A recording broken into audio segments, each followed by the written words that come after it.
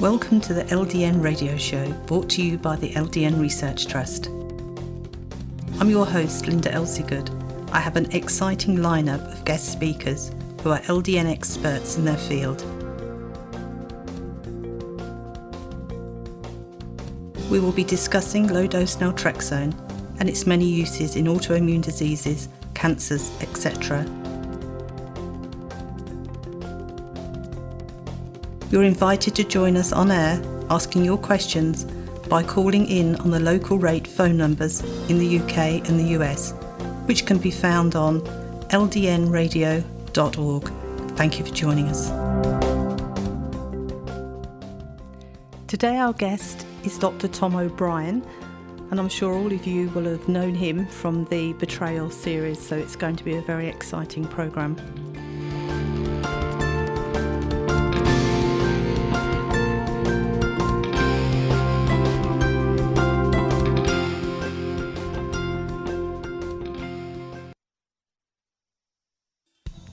This show is sponsored by Dr. Tom O'Brien, who is the founder of www.thedoctor.com, that's DR. He is an internationally recognised speaker and workshop leader, specialising in non-celiac gluten sensitivity and celiac disease. He hosted the Gluten Summit, A Grain of Truth, produced the documentary series Betrayal, The Autoimmune Solutions They're Not Telling You, and wrote a book called The Autoimmune Fix.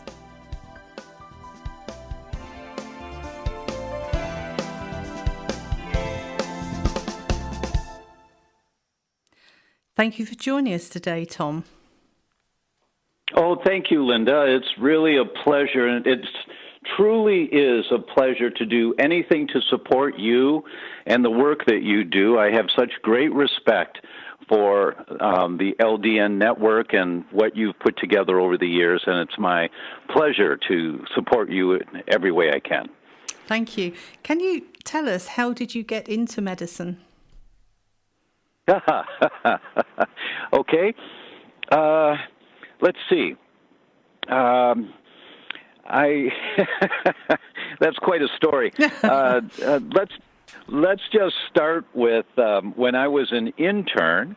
My wife and I could not get pregnant, and I called the 7 most famous holistic doctors I'd ever heard of and asked them what they do for infertility. And they all told me what they do. And, for example, one doctor said, "You know what a category 1 is?" And I said, "No." And he said, "Learn." And I said, "Okay." And I wrote it down.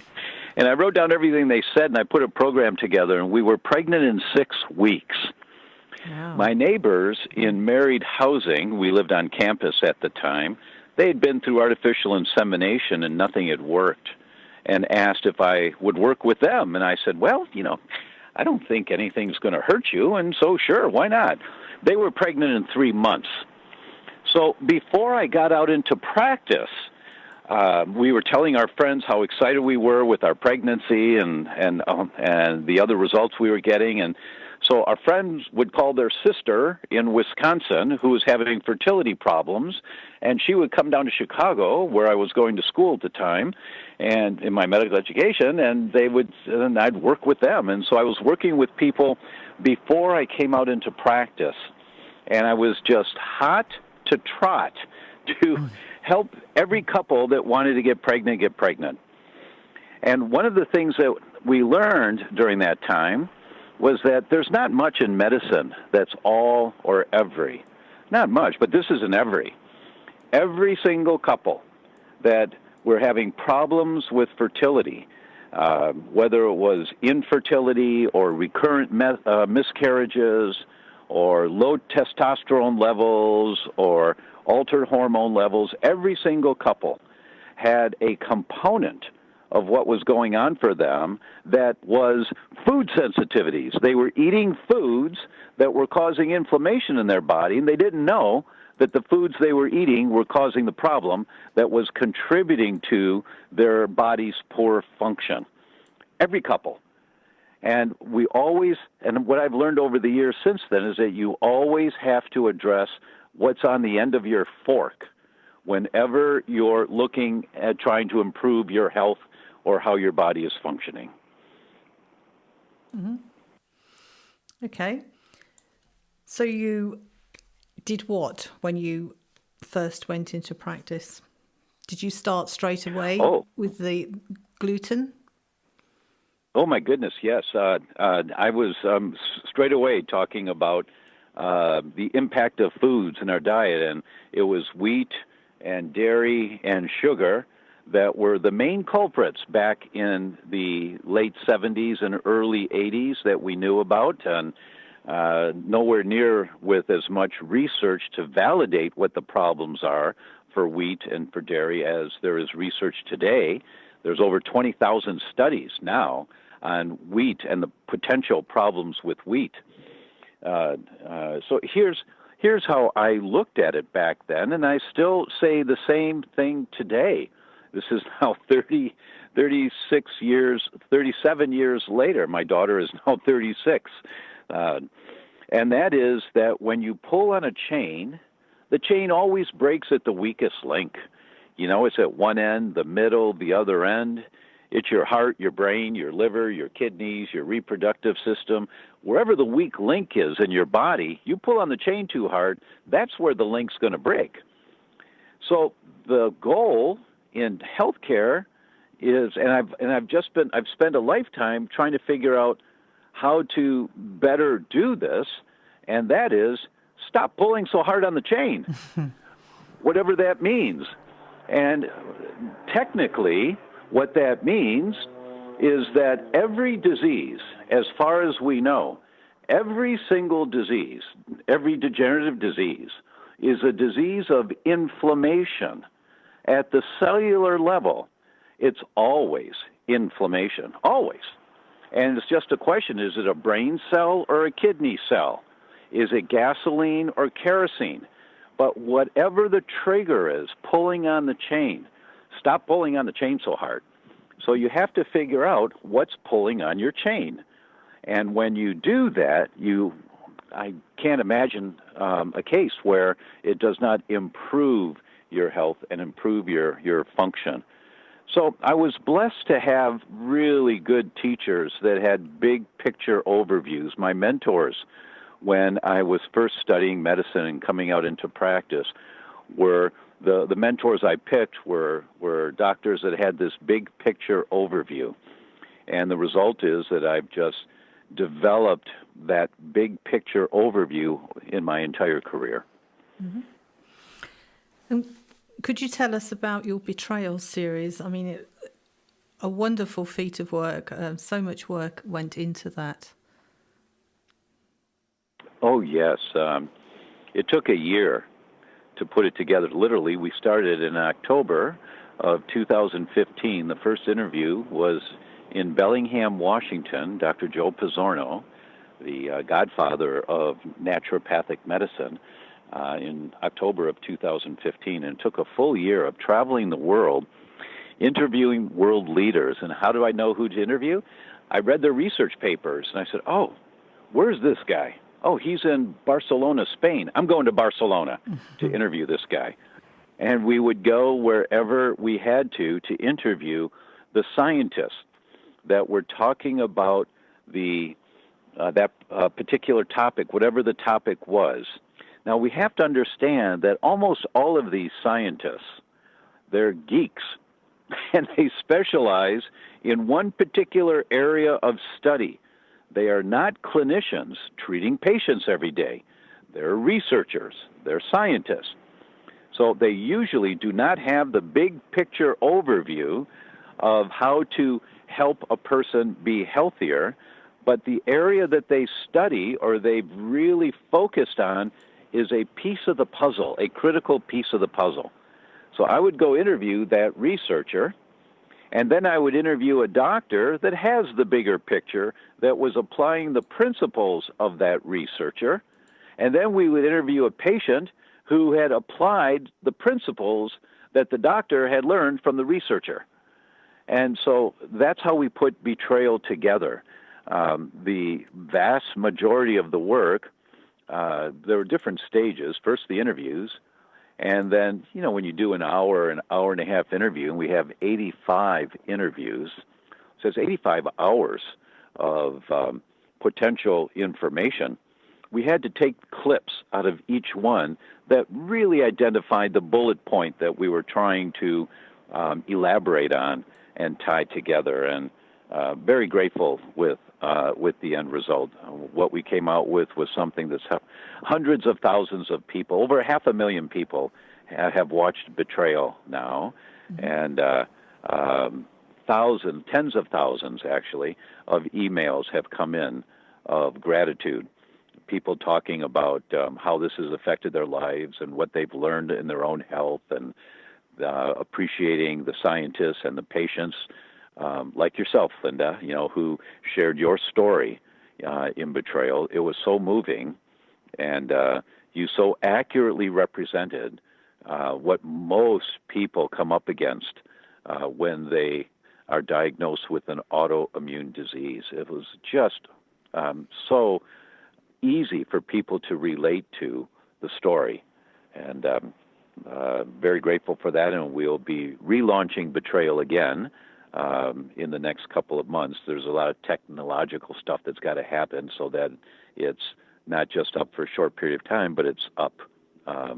It's called Evergreen, where it's there all the time. Oh, wonderful. So we're working on that now.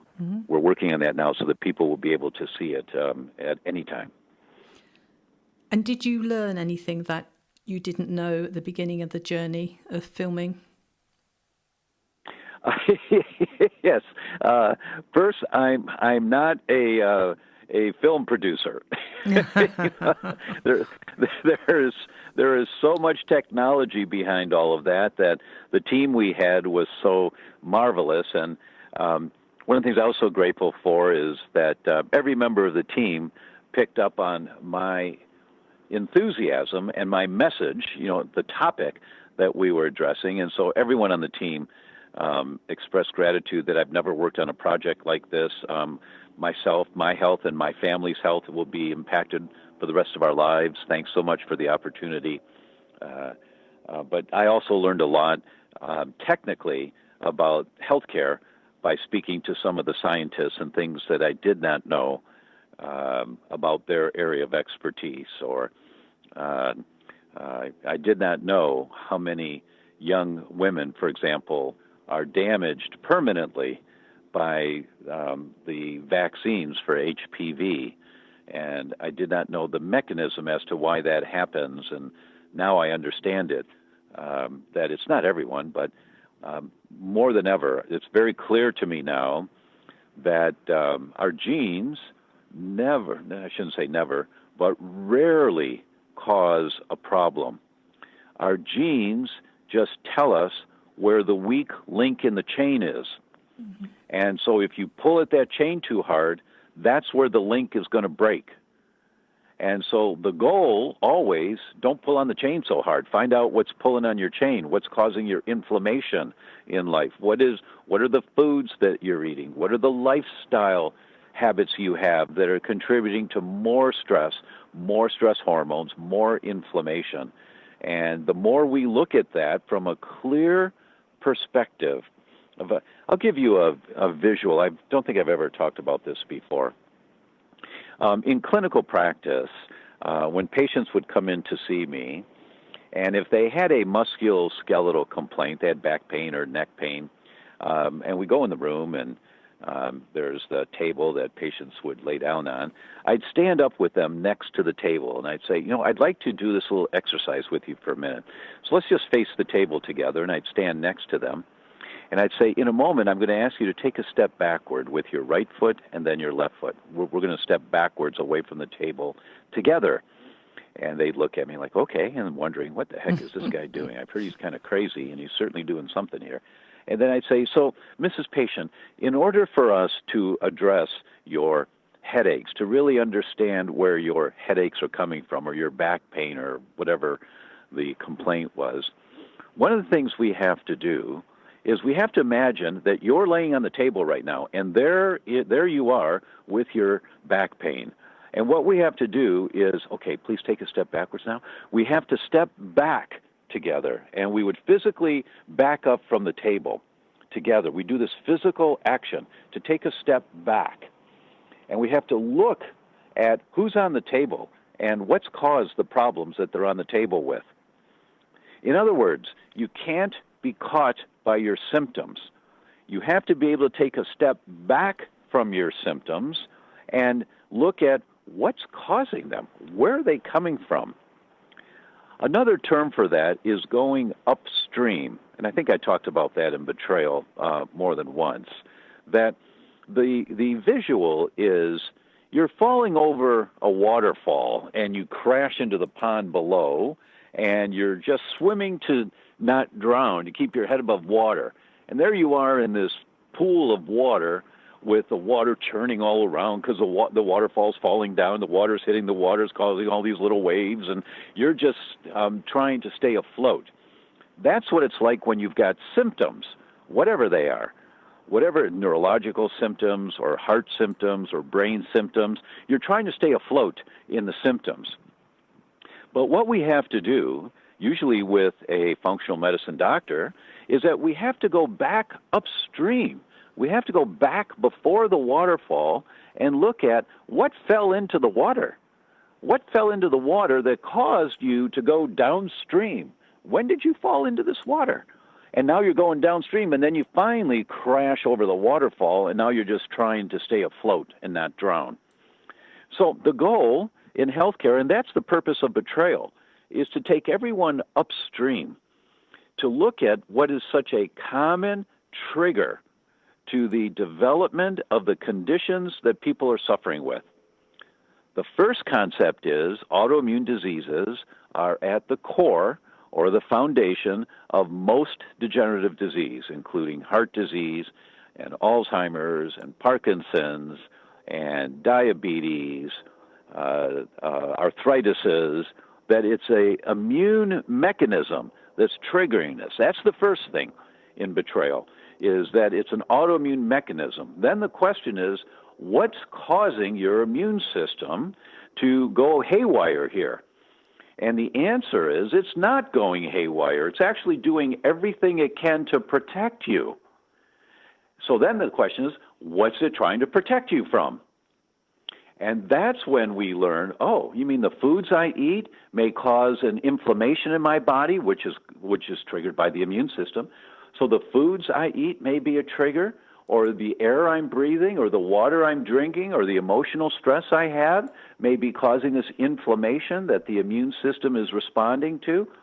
So when you start to go back upstream, and with the right guidance, you have the right doctor or healthcare practitioner, or you're reading a book that gives you guidance in these concepts, and you start thinking, oh, wow, yeah, that's right. My mom had a lot of problems during pregnancy with me. That's right. I remember hearing about that.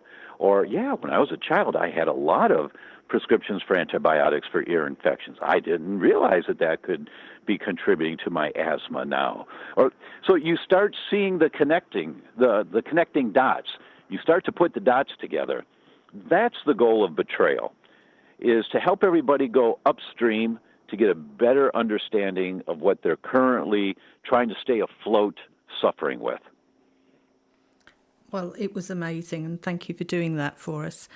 We'll just have a quick break, and we'll be back in just a minute. To listen to individual radio shows and interviews, go to www.mixcloud.com/LDNRT. I'll repeat that. It's www.mixcloud.com/LDNRT.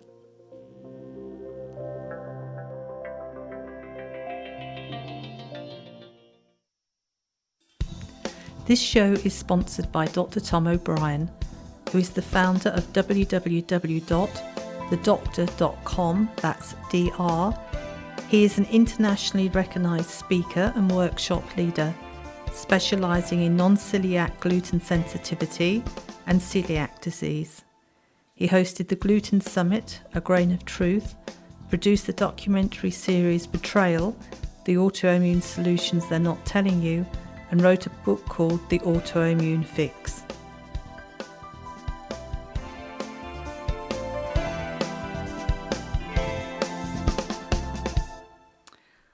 Welcome back, Tom.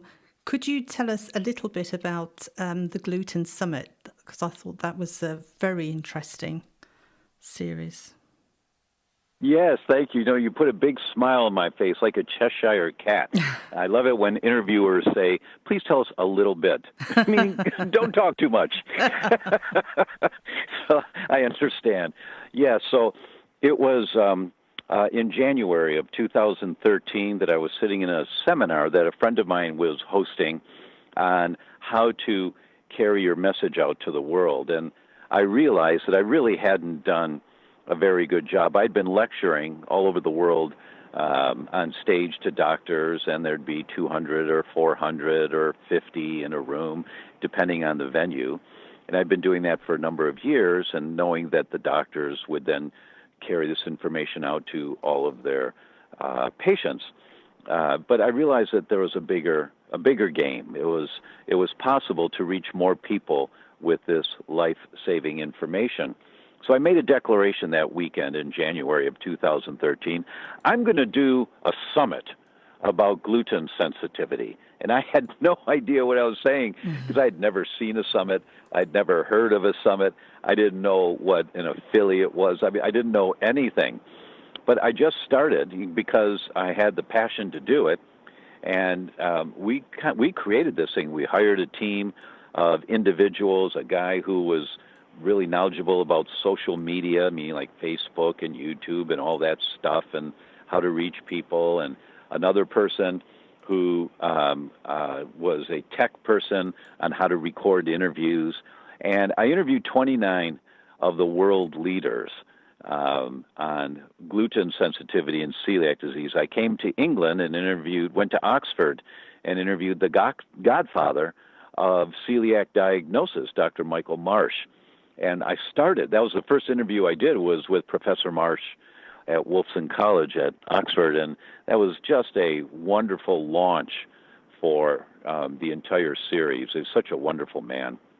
And so I interviewed all these doctors and clinicians in the country who were applying these principles, and we put it together, and we aired it online. It was audio only, and we put it online for free. It was all free. We'd put 4 interviews up for a day and then take them down, and then 4 more would go up and for a day, and then take them down, and 4 more would go up. And we had over 100,000 people listen to this, and it just blew everybody away. No one had ever done anything like that. Now there are many, many health summits using that same model of interviewing people and putting them up online. And so that got me into this world of carrying a message out, reaching more people. And that aired in November of 2013. And it was 3 years later actually 2 years, because I started in October of 2015 with Betrayal. So it was 2 years later before I really understood what was next. What was the message to carry out? And that's when we took the whole concept of wheat and wheat sensitivity. It's a component. It's a very important component for a lot of people that's throwing gasoline on the fire, but it's not the big picture. The big picture is autoimmunity.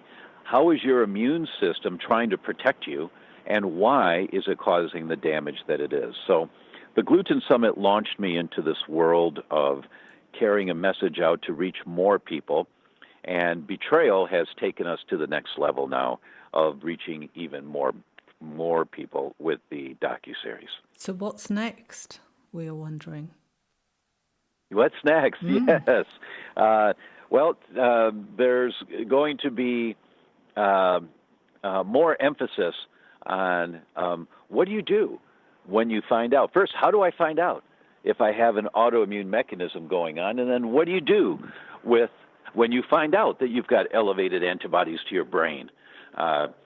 An example of that is Dr. Dale Bredesen. He runs the Buck Institute at UCLA. And Dr. Bredesen published a paper in November of 2014 in the medical journal Aging. And he shows that at UCLA, they completely reversed Alzheimer's in 9 out of 10 patients in 5 years. It took 5 years, but they completely reversed it. And what did Dr. Bredesen do? He did functional medicine. There is no pill that's ever going to reverse your disease, people. Stop thinking about the magic pill. There is no magic pill. It's the lifestyle pulling on the chain with wherever the weak link in your chain is that causes whatever it is that you get, whether it's heart disease or MS or Parkinson's or rheumatoid arthritis or psoriasis or diabetes or obesity. It's pulling on the chain, manifesting at the weak link. And when you understand that bigger concept, when you get that bigger concept and you take a step back from what you're currently suffering with, swimming in the pond at the bottom of the waterfall, when you can take a step back from that and understand that bigger picture, entire new avenues of approach will come to you about how do I deal with my ... with whatever your ... is. So we're going to be doing a lot more of that education on what do I do with rheumatoid arthritis, what do I do with brain deterioration, what do I do with neurodegenerative diseases. So the goal here is to change the way people think. Mm-hmm.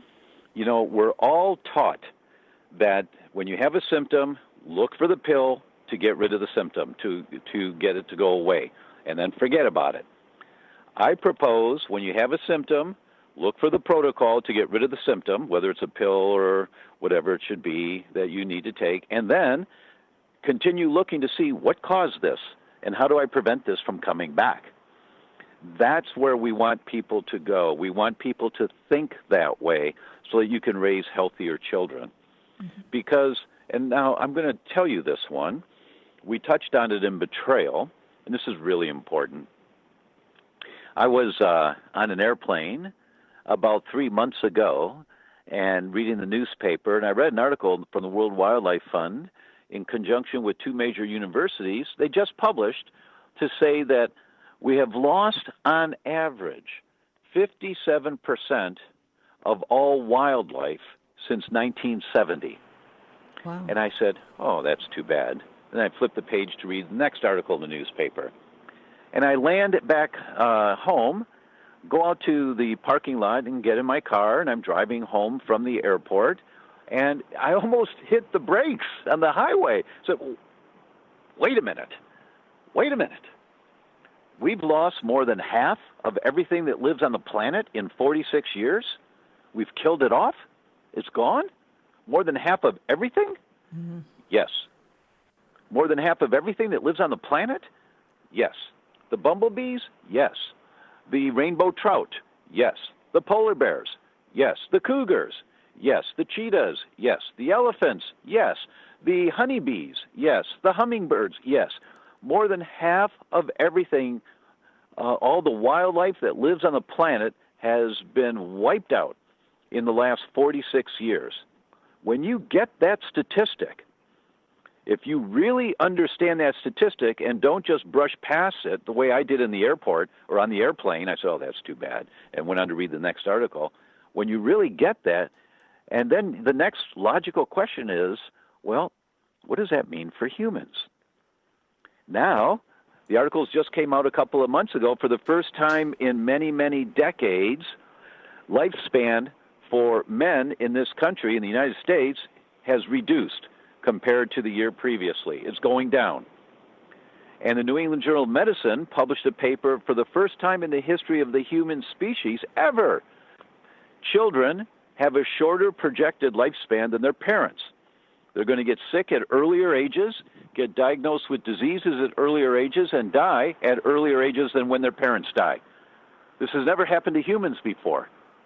And if you take a step back and look at these statistics, you have to wonder, what the heck is happening here? Mm. And what's pulling on our chain, so much of what's pulling on our chain is the toxicity of the world we live in. The toxicity in the food. Well, it looks like a good carrot to me. Tastes like a good carrot. Yes, but there's chemical residues on it that are accumulating in your body.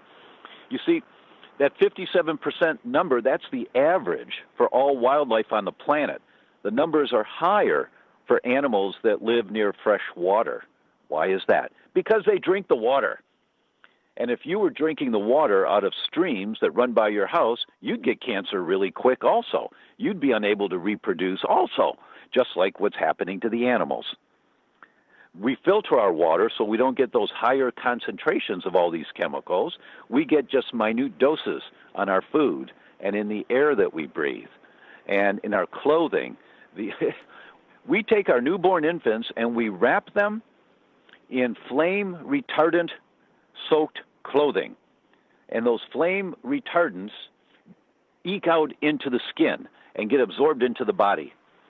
We sleep in sheets that have flame retardant and blankets that have flame retardant. How many people do you know that, God forbid, they were in a house fire and they were saved because they were in bed in flame retardant sheets? I mean, give me a break. It's just a way to use the chemicals. And the result is we're inhaling minute dosages of all these chemicals. We take our clothes to the cleaner, our nice clothes, and they dry clean them to keep them fresh, our suits and things like that, and then all those chemicals, we breathe those chemicals. When you buy new furniture, if it's made from press board, which is fairly common, the press board outgasses formaldehyde in your kitchen forever, a little bit every day. And we get all of these toxic chemicals day after day after day that our immune system, trying to protect us, fights. And our immune system is fighting so hard to protect us, there's a lot of collateral damage that occurs. And if the weak link in your chain is your nervous system, you get MS or you get Alzheimer's. If the weak link in the chain is the joints, you get rheumatoid arthritis. If the weak link in the chain is your skin, you get acne or psoriasis. And the list goes on and on and on. But we have to take a step back, people, to get the bigger picture so we don't just go after getting rid of the symptoms. It's very important to get rid of the symptoms, of course, but we don't stop there. We have to be looking to see, where do these symptoms come from? Mm-hmm. Can we go to some questions now? If not, we're going to run out of time. Yes, I think we could have a 2-hour show. We have a message from Jill, who says that she's a huge fan of you and she thought your documentary series was great.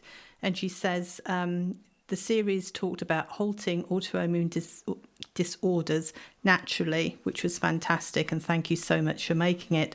But how often do you see patients who do all the recommended lifestyle diet modifications and still can't turn off their autoimmunity? How long should a person try lifestyle changes before giving in and taking an immune suppressant drug like Celsep?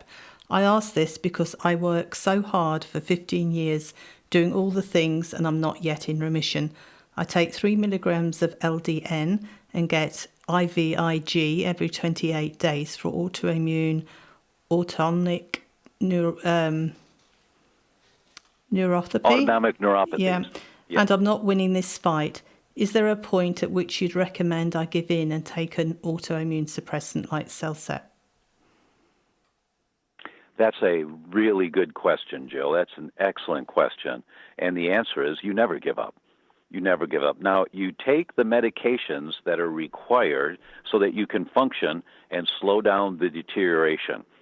And you use your doctors for that, and you ask questions so to make sure they're recommending the right medication. I don't know if that's the right medication for you or not with your specific symptoms, but it's in the category. That medication is certainly in the category.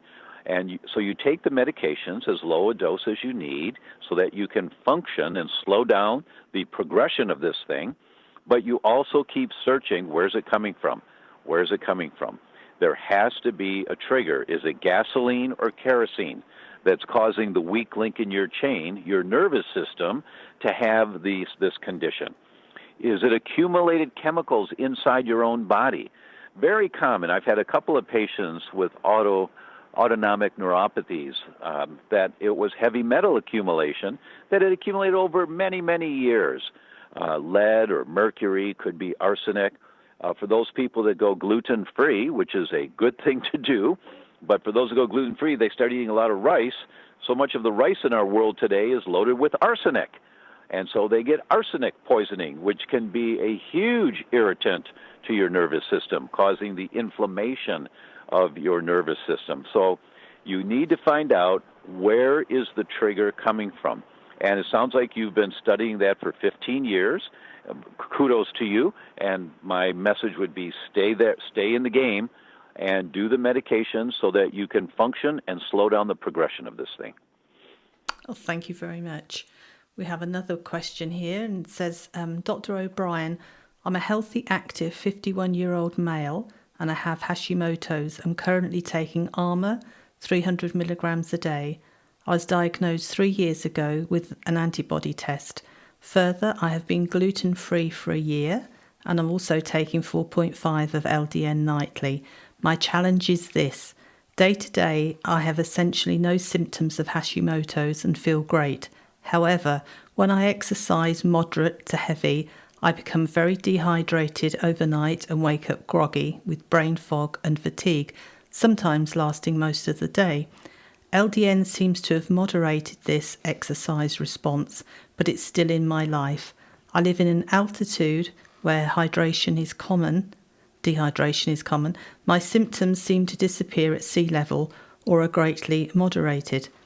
I've seen numerous doctors regarding this phenomenon, but none have been interested in helping me, mostly since they don't know what to do about it. What's your insight, please? This is from Eric. Really, really good question. Really, you're a functional medicine practitioner's dream patient. I love, I'm often referred to as a Sherlock Holmes. I love working with people like this, that they're willing to do what it takes and they're knowledgeable and they're applying the principles. So the first thing I would do is I would do a proper test for gluten sensitivity. I know you're gluten-free, but I would do the test. You'll find it on my website at thedr.com. It's called the Wheat Zoomer test, to see if what you're doing is working. Or do you still have elevated antibodies to wheat? We assume that our protocols work without checking to confirm that they're working. So I would look to see, where's the trigger? There has to be a trigger for your condition. Now, when you exercise, that you have these symptoms afterwards just means that when you accelerate a little your car on the freeway, you start going a little too fast and the car starts not functioning so well, and so you drive slower. And as we age, that would require going slower and slower and slower. In other words, you're crossing a threshold. When you exercise, you're crossing a threshold. It shouldn't be that way, but that's the way it is for you right now. So the question is, what's the emergency brake that's holding your body back? What is it that's taken you to this edge that if you go over the edge, you fall over the waterfall down into the pond? What is it? I don't know what it is. You have to explore that with a functional medicine practitioner. But that's the line of thinking. Take a step back and find a practitioner that can help you with that, to explore and see, where's this coming from? What is it? So the first thing I would do if you were in my practice would be I'd confirm that what you're doing is working and that you do not have elevated antibodies to any of the peptides of wheat, just to make sure that what you're doing is working. Then we'd go into what other toxins might be in your body. What is it? Perhaps you're sensitive to dairy, and it manifests by impacting on your mitochondria. That's your energies, your powerhouses in every cell. It's called the mitochondria. And when you push too hard, you just run out of gas. And so maybe it's a mitochondriopathy. I mean, there's something wrong with the mitochondrial function.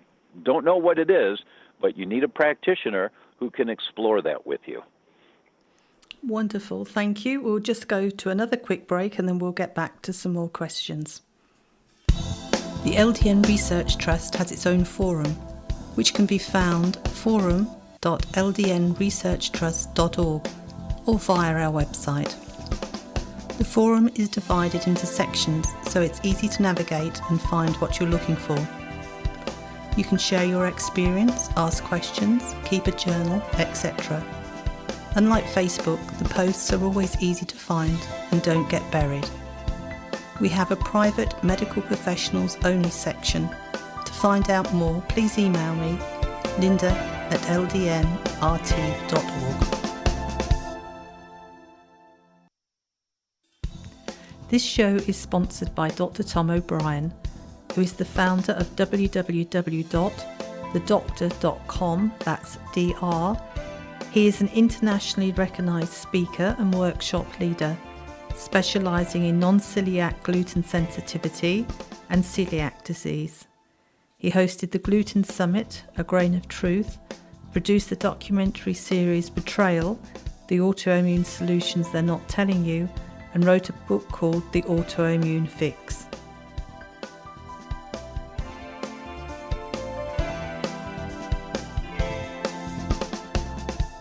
Okay, welcome back, and we'll get on with the next question, which is from Jen, and she says, I've read your book, The Autoimmune Fix.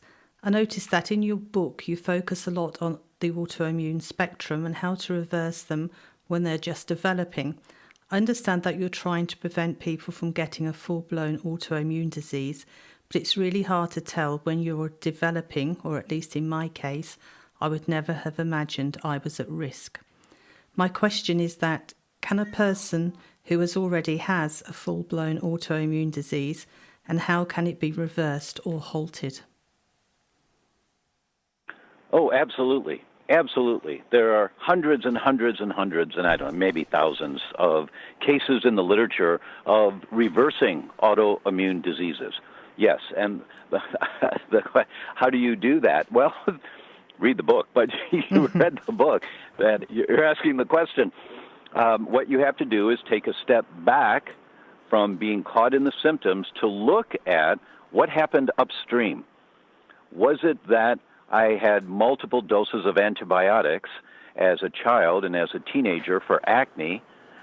So first as a child for ear infections, and then as a teenager for acne, more antibiotics, and now I'm in my 30s and I have Crohn's disease, which is a disease of the intestines.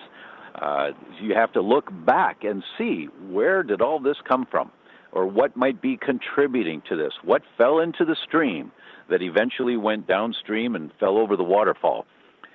There's no answer. There's no one answer. There's no one magic pill. LDN is a marvelous, marvelous medication to use, but it's not the answer. It's just a good tool to reduce symptoms and bring function back again.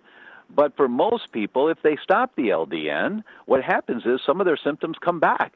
That's because there's a mechanism underneath that that's being calmed down by the LDN without side effects, which is so marvelous. I mean, I'm so much in favor of using that medication, but I want people to understand it is not a godsend to reverse autoimmunity. It is a godsend to reduce symptoms and bring function back again, but the underlying mechanisms still have to be addressed. And Jen, in your case, I don't know what the triggers are for the symptoms that you've noticed, but we, time and time again, first you do the test. It's called a predictive autoimmune test. You look for the antibodies to your own tissue, and you see, oh my gosh, I didn't know that I've got elevated antibodies to my brain. I mean, I had the elevated antibodies for the same disease that Linda contracted. I had elevated antibodies to myelin basic protein. That's what causes MS. When I was 44, I had this. And I had 2 other antibodies elevated in my brain, attacking my brain. And that's what woke me up to this whole thing. And now I've done the test twice since then, and it's negative now both times. The antibodies are all calmed down because I learned, in my case, what was it that was throwing gasoline on the fire. We all have to learn as individuals what it is that's happening inside our own bodies.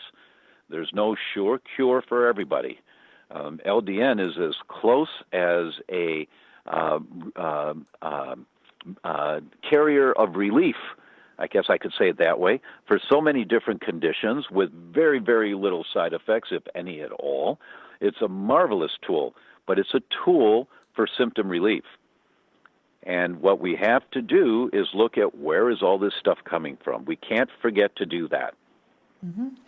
Okay, we have a question from Alison, and she says, I was diagnosed with relapsing and remitting MS in 2011.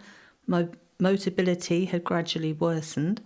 For 2 months, I've been on a gluten, wheat and dairy-free eating plan. I detoxed before I started. I avoid plastic contamination with all my food and drink. I've noticed small improvements, but I'm curious, Do I continue to take the LDN, or do I try to minimize all drugs and stop taking it? Please, can you help? Well, that's a really good question. Kudos to you for the action steps you're taking. It'll take a minimum of 6 months before I would recheck your gluten antibody panels to make sure that you're eliminating all exposures to that. You won't see a difference in the blood test for at least 6 months. That's safe. If you do them earlier, you're going to waste your money. In terms of the LDN, you speak with the physician that prescribed it to you. I don't know of side effects of great concern with taking LDN. I just don't know of any. So I don't know that there would be a problem for you to continue with it. LDN, along with powdered nystatin, are two medications that when patients are taking those, they don't bring a lot of alarm to me. I'm not concerned about the potential side effects of those two medications, and they have great benefit for different conditions, but they have great benefit in many, many cases. So that doesn't alarm me, but you always want to go back to the physician that prescribed the medication to you to get guidance. Now, you may bring them information that you've learned, but you go back to that person. So, and with your specific condition, a good friend of mine, Dr. Terry Walls, W-A-H-L-S, and Dr. Walls was in Betrayal in episode 1, talking about the immune system, and she completely reversed her MS, and she's a brain neurophysiologist, and everything she did not work until she changed the way that she thinks about it, and she started addressing her diet. So I would get Dr. Wall's book. She wrote a book about her experience, and she'll give you a lot of good information and avenues to take a look at and see if they relate to you. That's Dr. Terry Wall's book. It's called The Walls Protocol. Lovely. We'll move on to the next question because we're not going to get through many more. It says, hello, Dr. Tom. I have followed you for what seems like forever because most of us have inflammation with autoimmune, even if we have managed to proactively to bring CRP levels down to a normal lab range. We know it's still too high. This can lead to low sodium ion and low transferrin saturation because their body recognises the inflammation synchronizer our iron into ferritin storage levels our cells function on very little. Active B12 uptake on tissues can also be compromised by autoimmune, leaving it high in the blood and not available. Can LDN still safely and effectively be taken with a low messed up B12 function or nerve damage symptoms and anemia of inflammation? As all this seems to now to be the only way to bring inflammation down and restore normal bodily functions.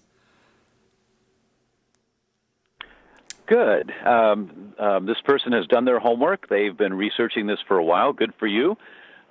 Two things I'd be concerned with. Well, the first one, can LDN be safely taken? As far as I know, the answer is yes, but I would certainly check with your prescribing physician in your case. I'm not recommending any medications to you in an interview but I would not be hesitant personally to review the case.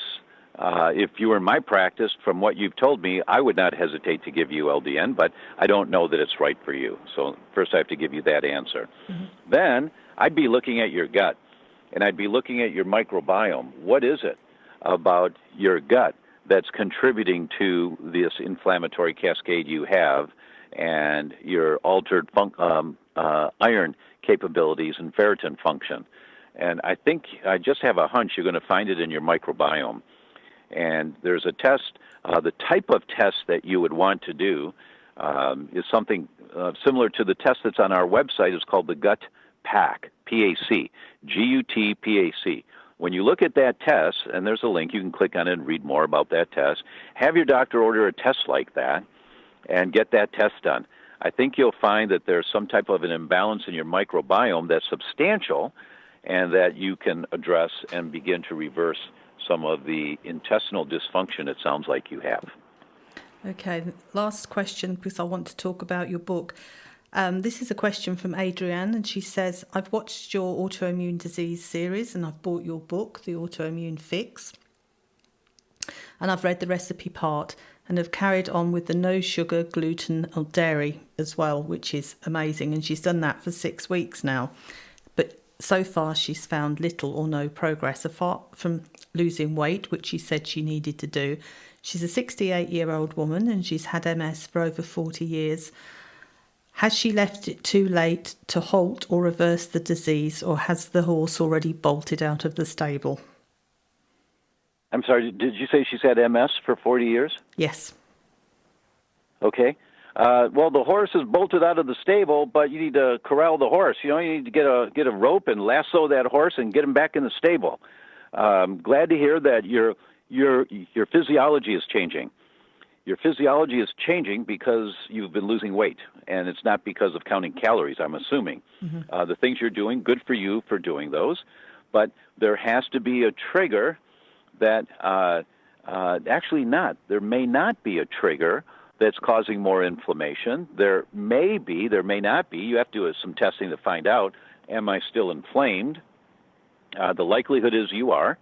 But you may not be. It may be that the nerve damage is just so substantial that it takes a long time to regenerate nerves. Every cell in your body regenerates, every single cell. You have a whole new body every 7 years.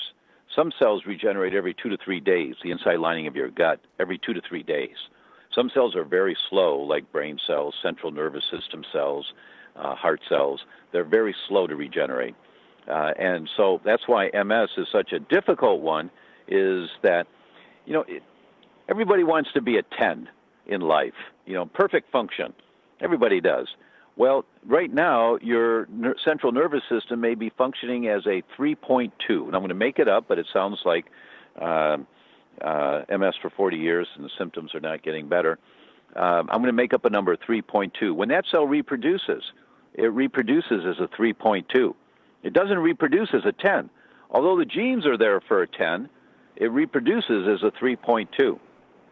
If the lifestyle that caused the degeneration continues and you have more inflammation, you start functioning as a 3.1. That cell reproduces as a 3.1. If the lifestyle continues, you start functioning as a 3.0. That cell reproduces as a 3.0. Mm-hmm. But now you change your diet, you change your lifestyle, you get rid of the inflammation, you're feeling better. It's slow, but you're feeling a little better. You're functioning as you have your 3.0. All of a sudden, you're functioning like a 3.3. That cell reproduces as a 3.3, and then a 3.4 reproduces as a 3.4, and it goes to 3.6, 3.8, 4.2, 5.1. And all of a sudden, 6 months, a year later, people say, you look really good. What are you doing? You look different. Mm-hmm. And you feel the same because you're still suffering because your nerves have been so damaged, but you're functioning better. So you look for those little signs. So you, in a case like yours, you have to look at what's the diet and nutrition that supports rebuilding brain and central nervous system tissue. And I'm going to let the cat out of the bag. That's my new book that I'm working on right now, is on the brain and the central nervous system. That's next. And so you look for all of those things, and you make sure you put those nutrients into your lifestyle, and you reduce the triggers that pull on the chain so that you're functioning as a 3.4 and a 3.5 and a 3.6 and a 3.7, and it's called an anabolic growth pattern. You're building healthier, stronger tissue. So absolutely keep doing what you're doing. Lasso that horse so it doesn't run away further. Make sure all your inflammation markers are down in normal ranges, and then just know you're dealing with damaged tissue that's going to regenerate. And is it going to regenerate the same? Is it going to regenerate worse? Or is it going to regenerate better? So the goal is it regenerates better, higher function. Well, I think that's going to give everybody hope who's listening, who's got something wrong with them, how you can improve it slowly. That's very helpful. Thank you. And we have literally 4 minutes now to talk about the Autoimmune Fix book. Okay. Well, thank you. The book is my 35 years in practice and these concepts. And the purpose of the book is to give you comfort with taking a step back from your body lying on that table. with the symptoms that you currently have, because we're so enmeshed in our bodies. We think, oh, I'm an MS patient, or I'm a diabetes patient, as opposed to I'm a person whose body currently has diabetes. And so we need to take a step back. And Einstein said, and this is so relevant with our world today as it's decaying and dying off so quickly, Einstein said the level of problems we've created today cannot be solved with the same level of thinking that created the problem. So you have to shift how you think about your problems, your health problems, in order to solve them. You can't solve them with the same level of thinking that allowed the problems to develop. Well, I'll go a little gluten-free, I'll have a little of something once in a while. You have to change the way that you think. And so the purpose of the autoimmune fix is to give you the background information so that it makes sense to you that this mechanism is probably the trigger that set you off. And then now you start the journey. Remember, the journey of 1,000 miles starts with one step. So you take one step. And every week you take one step. There's a display in the Museum of Science in Florence, Italy. It's a round marble display with a glass dome on it, and it's Galileo's finger. And Galileo, in his will, bequeathed that all of his inventions could be on display for all of posterity, as long as they also displayed his finger. And you can read the story behind that. You go to Amazon and type in Galileo's finger, and there's 2 books on it. But that one finger, that one thing, I show that picture in many of my lectures. That one thing. I've seen it. And I use that for 1 hour. 1 hour a week. You're going to spend time looking at how do I regenerate nerve cells if you have a nerve-related problem, or how do I regenerate healthier blood vessels if you have a blood vessel-related problem. And just take an hour a week so you don't get overwhelmed by it. 1 hour a week to read a little something, to follow a lead. In 6 months, you've got this down. You really understand it. So maybe you're going to read The Autoimmune Fix, and it's a book that's very, very thick in information. I tried to make it user-friendly, but there's so much information. It may be that you read 1 hour a week from the book or something like that. But you just stay on the path and don't try to absorb it all at once and find the answer. You're not going to find the answer. The answer is to change the way you think. And that's the goal of the book. And if you order the book at my website, thedr.com, don't spell the word doctor out, just dr, thedr.com, you'll see the link there for the book. It takes you to Amazon to get the book, but when you go through the website, we give you a bunch of handouts that you can download to go along with the book. So you get the book at Amazon, but then you also get the handouts. And when you read that book, my goal is that you have a deeper understanding of, wow, I had no idea. This is what my body's going through. Okay, this is a journey. All right, I'm on the path now. All right, what's the first step? I'm going to have to stop you, Tom. I'm really sorry, but we've run out of time. That's all right. It's been absolutely amazing, and we'll have to get you back another day, and we'll find out more, and we'll answer some more questions. So thank you very much for being with us today. Thank you, Linda. Thank you, everyone, for attending.